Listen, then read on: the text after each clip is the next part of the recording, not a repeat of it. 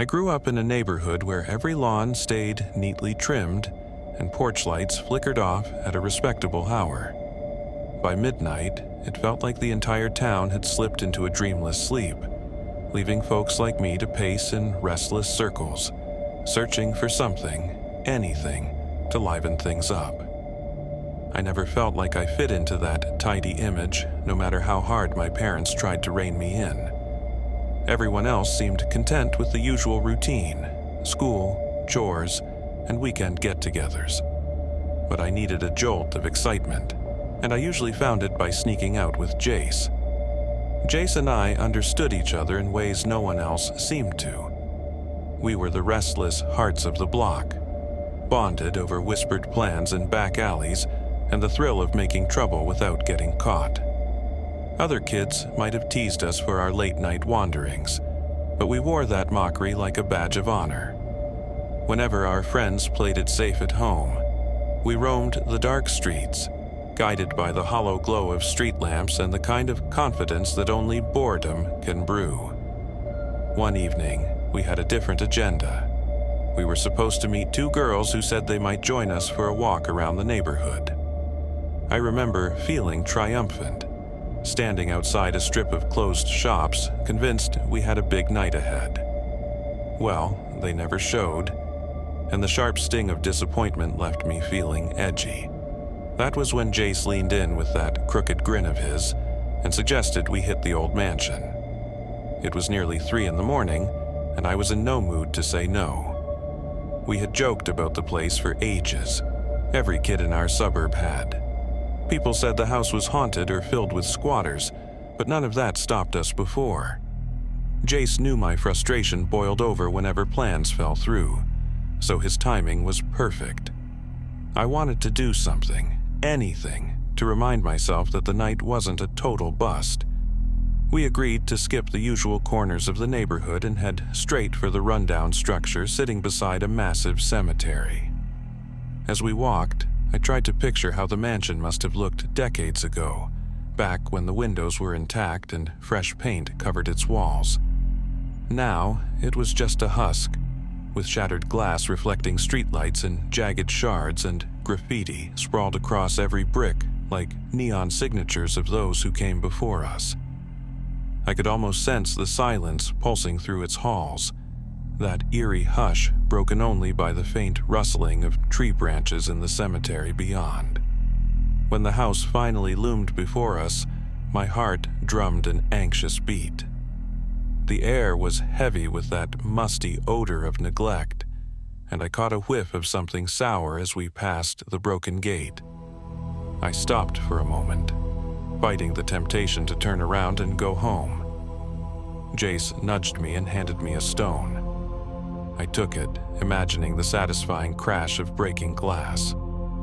Standing there, under a moon that barely lit the path, I felt that old surge of adrenaline. It was the perfect remedy for a dull night, and I didn't want to lose my nerve before we even started. I remember gripping that rough stone in my hand, ready to launch it at the upper windows for the sheer thrill of hearing something shatter. Jace was standing beside me, focused on a tiny attic pane that still had a speck of unbroken glass. When he finally lobbed his rock, we both froze at the sharp crack echoing through the still air. Instead of the quiet, dead silence we expected, there was a sudden thud, and his stone came hurling back from inside. I felt a chill dance up my arms. That was not a mistake or a ricochet. Somebody, or something, had tossed it right back at us. We stood there with our mouths slightly open, torn between panic and curiosity. Jace tried to pretend he was fearless, muttering about how we must have kicked something loose. But we both knew that chunk of stone soared straight out, landing a few steps away in the grass. With every heartbeat, I could feel my impulse to bolt building up. Still, part of me wanted to prove I was tougher than any ghost story or creepy rumor swirling around this place. I took a deep breath, and Jace nodded, as if reading my thoughts. We were definitely going inside. Creeping past the sagging door felt like stepping into another world. The smell of mold hit me first, sharp and rotten, and each board under my feet groaned in protest. Graffiti covered the walls, some of it so faded I could not read the letters. Broken glass crunched underfoot, and every squeak made my heart pound. I felt as if the mansion itself did not want us there, almost like it was trying to warn us away from whatever waited in the shadows upstairs. We traded uneasy glances and headed deeper into the hallway, stepping over collapsed furniture and old debris. It was so dark that I had to rely on Jace's voice to keep track of him as he moved ahead. We passed a narrow set of stairs leading to the second floor, but that rank odor tugged us further, guiding us to an even narrower flight that spiraled up into the attic. I tried to ignore the prickling on the back of my neck, that sense of being watched through every dark corner. Reaching the attic steps felt like a threshold we could never uncross. With each step, the smell grew worse, turning my stomach until I almost gagged. When my head finally rose above the final stair, I saw why. Scattered across the dusty floor were unlit candles, their wicks brittle with age. At the center of it all was a large white pentagram, drawn with a careful hand. My eyes watered from a foul stench, something that clung to the edges of my throat with every breath I took. My heart pounded as I stepped into the attic, trying not to look too long at that strange symbol. The air was thick and stale, and I could hear Jace's ragged breathing just behind me. In that moment, my earlier bravado started to crumble. This was not a harmless little game or an abandoned space for idle mischief. Something about that pentagram, those candles, and the sheer sense of rot made me want to run. But neither of us was ready to let our fear win. At least not yet. I almost dropped my flashlight when a soft scrape came from the attic doorway behind us.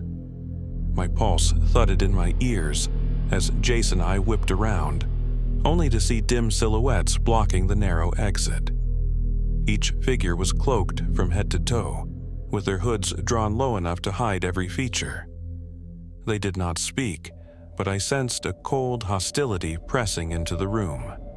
My eyes darted between them and the white pentagram on the floor, trying to make sense of what I was seeing. This was not just a bunch of random trespassers. Something deeper and more disturbing was happening here. Neither Jace nor I dared to make a sound. The silent standoff felt like it lasted forever, though it probably lasted only a few frantic heartbeats. Then the cloaked shapes shifted, inching closer, as if to block any hope of escape. My gut twisted with panic, and I could feel Jace's shoulder tense against mine. We exchanged a single terrified glance. One of the figures stepped forward, and I could not stay still any longer. Jace grabbed my arm, and we bolted to the side of the attic where a splintered window led to a sloping section of the roof. Climbing through the broken window was like entering a darker nightmare. The roof stretched out in front of us, covered in battered shingles that felt loose under our feet. Night wrapped around everything, and only the distant glow of a few streetlights gave us any sense of direction. The cold air whipped my hair across my face, and I heard more movement behind me, suggesting the cloaked group was not letting us go easily. Each step I took on those sloping shingles felt like it might be my last. Jace went first, arms out for balance, edging along while I tried not to look down at the long drop into the cemetery below. The wind rattled the broken gutters, and my breath caught in my throat whenever I thought I heard footsteps nearing behind us. Then I spotted a rusted hatch set into the roof. It looked locked, but it might be our only way back inside, where maybe we could find a better exit. I gestured to Jace, and he nodded, quickening his steps. We crouched beside the hatch, hands shaking as we tried to budge it. Locked. No surprise, considering how everything else in that mansion seemed determined to keep its secrets hidden. In a wild burst of desperation, I grabbed a heavy piece of crumbling brick and pounded at the hatch's hinge. Every strike echoed over the rooftop, and in my head, I pictured those robed shapes zeroing in on our exact spot. With one final hit, the metal groaned. Jace wedged his fingers under the edge, and we wrenched it open together. We tumbled through, landing in a swirl of dust and rotted wood, inside what looked like an abandoned storage room just beneath the roof. My lungs burned from the sprint across the mansion's peak, and my thoughts spun from the pure shock of what we had just witnessed. For a split second, neither of us said anything. Then we heard the muffled sound of shifting feet above, and it was all I needed to keep moving. We had barely avoided the roped group for now, but deep down, I knew we were still in grave danger. I landed in a heap of torn webbing and crumbling insulation, gagging on the thick dust swirling in the air. Jace practically fell on top of me. For one split second, the only sounds were our ragged breaths and the frantic thumping of my heart. Then, a noise above, heavy footsteps and muffled voices, reminded me that we did not have long. I spotted a narrow hallway leading away from the hatch and beckoned for Jace to follow. We stumbled forward, tripping over broken floorboards and smashed furniture. Each time I glanced back, I half expected to see a looming figure swathed in black. My throat burned from inhaling so much dust, and my nerves jolted with every echo. This place was a maze of decay and collapsed corridors, the walls clinging to layers of peeling wallpaper. Even though I did not believe in ghosts, it felt haunted by something more real and dangerous than any spirit story I had ever heard. Eventually, we found a wobbly staircase that descended into the mansion's lower floors. Broken windows let in thin strips of moonlight, guiding us through the gloom. I could not bear the creaks of each step. They seemed to announce our location to anyone who might be listening. I threw a desperate look at Jace, trying not to focus on the creeping dread that maybe we would never find a way out.